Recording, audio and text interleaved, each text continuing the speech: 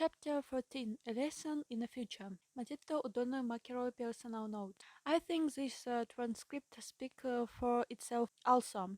I relate Errol's exact communication as faithfully as possible. My superior officers became very alarmed about the possible military implications of what Errol said in this interview. Official transcript of interview top secret official transcript of the U.S. Army Air Force, Roswell Army Airfield. 509th Bob Group subject alien interview 31/7 1947 first session.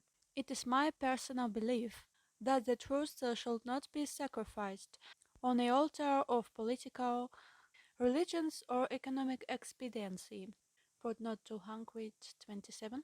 As an officer, pilot, and engineer of the domain, it is my duty to protect the greater good of the domain and its possessions. However, we can't defend ourselves against forces of which we are not aware. The isolation of Earth from the rest of civilization prevents me from discussing many subjects with you at this time. Security and protocol prevent me from revealing any but the broadest general statements about the plans and activities of the domain. However, I can give you some information that you may find useful. I must return to my assigned duties on the space station now. I have provided as much help as I feel ethically able to offer, given the requirements and constraints of my duties as an officer, pilot, and engineer of the domain forces. Therefore, I will depart as an SB from us within the next 24 hours. Editor's note: the following several paragraphs appear to be personal comments made by Matilda to the stenographer regarding her interview with Errol. What this means that Errol will leave her doll with us, as her craft is damaged beyond repair.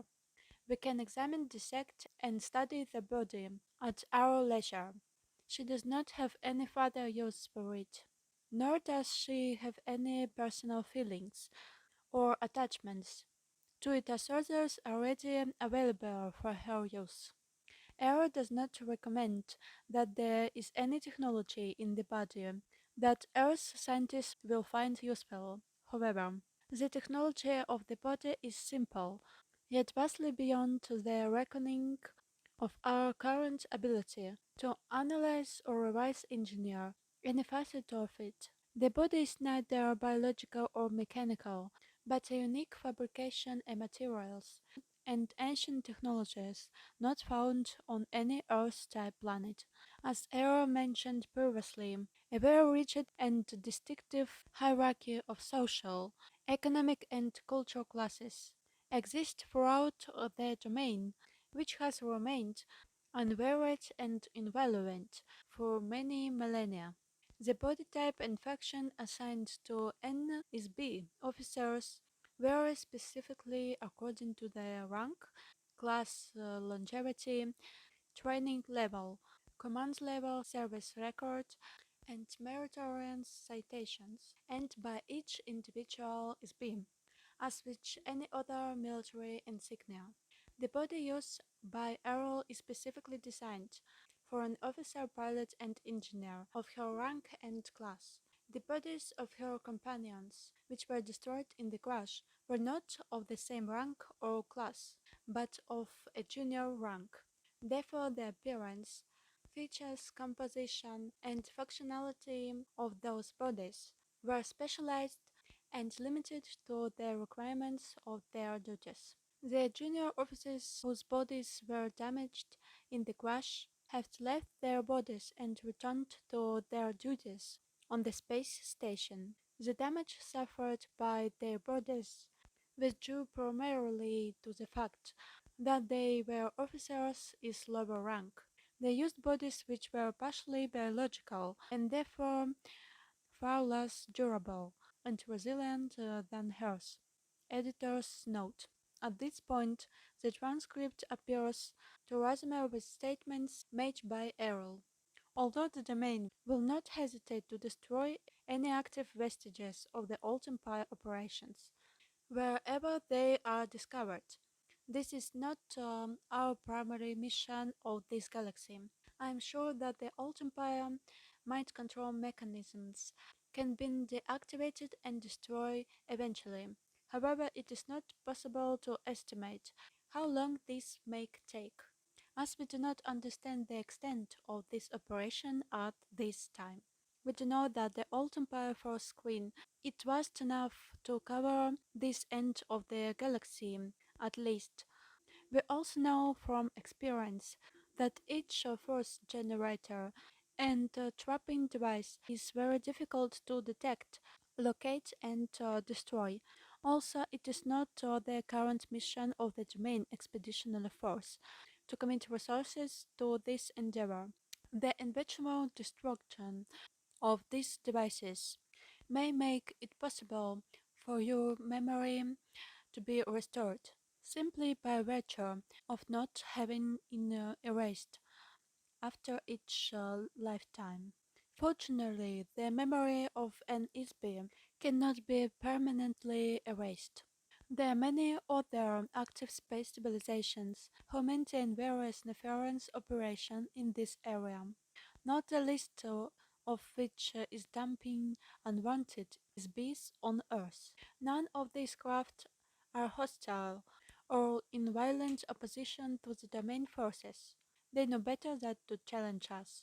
For the most part, the domain ignores Earth and its inhabitants except to ensure that the resources of the planet itself are not permanently spoiled. This sector of the galaxy was annexed by the domain and is the possession of the domain to do with to disperse or as it deems best. The moon of Earth and the asteroid belt have become a permanent base of operations of the domain forces. Needless to say, any attempt by humans or others to interfere in the activities of the domain in this solar system, even if it were possible, which it definitely is not, will be terminated swiftly. This is not a serious concern, as I mentioned earlier, since Homo sapiens cannot operate in open space. Of course, we will continue with the next steps of the domain expansion plan, which has remained on schedule for billions of years. Over the next 5,000 years, there will be increasing traffic and the activity of the domain forces as we progress toward the center of this galaxy and beyond to spread our civilization through the universe. If humanity is to survive, it must cooperate to find effective solutions to the difficult conditions of your existence on Earth. Humanity must rise above its human form and discover where they are and that they are ISBs and who they really are as ISBs in order to transcend the notion that they are merely biological bodies. Once these realizations have been made, it may be possible to escape your current imprisonment. Otherwise, there will be no future for the ISBs on Earth. Although there are not active battles or war being waged between the domain and the old empire, there still exists the covert action of the old empire taken against Earth through their thought control operation. When one knows that these activities exist, their effects can be observed clearly. The most obvious examples of these actions against the human race can be seen as incidents of sudden, inexplicable behavior. A very recent instance of this occurred in the United States military just before the Japanese attack on Pearl Harbor. Footnote 229. Just 3 days before the attack, someone in authority ordered all the ships in Pearl Harbor to go into port and secure for inspection. The ships were ordered to take all their ammunition out of their magazines and to store it below. On the afternoon before attack, All of the admirals and generals were attending parties. Even though two Japanese aircraft carriers were discovered standing right off Pearl Harbor. The obvious action to take would have been to contact Pearl Harbor by telephone to warn them of the danger of the fight starting and to put their ammunition back and order the ships to get out of port into open sea. About 6 hours before the Japanese attack began, a US Navy ship sank a small Japanese submarine right outside the harbor. Instead of contacting Pearl Harbor by telephone to report the incident, a warning message was put into top secret code, which took about 2 hours in encode, and then it took another 2 hours to decode. The boat of warning to Pearl Harbor did not arrive until 10 a.m. Pearl Harbor time, Sunday, 2 hours after the Japanese attack destroyed the US fleet. How do things like this happen?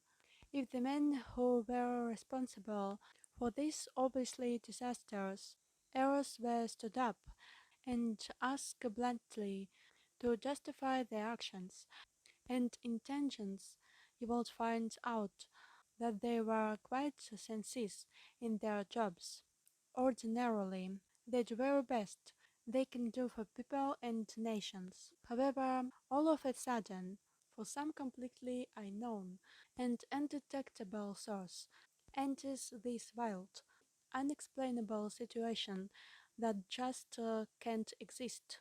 The Old Empire Thought Control Operation is run by a small group of old baboons with very small minds. They're playing insidious games with no purpose and no goal other than to control and destroy its beasts who could otherwise manage themselves perfectly well if left alone. These types of artificially created incidents are being forced upon the human race by the operations of the mind control prison system. The prison guards will always promote and support oppressive or totalitarian activities of its peace on earth. Why not keep the inmates fighting between themselves? Why not empower madmen to run the governments of earth? The men who run the criminal governments of earth mirror the commands given them by current thought controls of the old empire. The human race will continue to shadowbox with this for a long time, as long as it remains the human race. Until then, the species on Earth will continue to live a series of consecutive lives, over and over and over. The same species who lived during the rise and fall of civilization in India, China, Mesopotamia, Greece, and Rome are inhabiting bodies in the present time in America, France, Russia, Africa, and around the world. In between each lifetime, NSB is sent back again to begin all over, as though a new life was the only life they had ever lived. They began anew in pain, in misery and mystery. Some SB have been transported to Earth more recently than others. Some SBs have been on Earth only a few thousand years, though they have no personal experience with the earlier civilization of Earth. They have no experience of having lived on Earth, so could not remember a previous existence here, even if their memory was restored. They might, however, remember lives they lived elsewhere, on other planets and in other times. Others have been here since the first days of Lemuria. In any case, the species of Earth are here forever, until they can break the amnesia circle, conquer the electronics traps set up by their captors, and free themselves.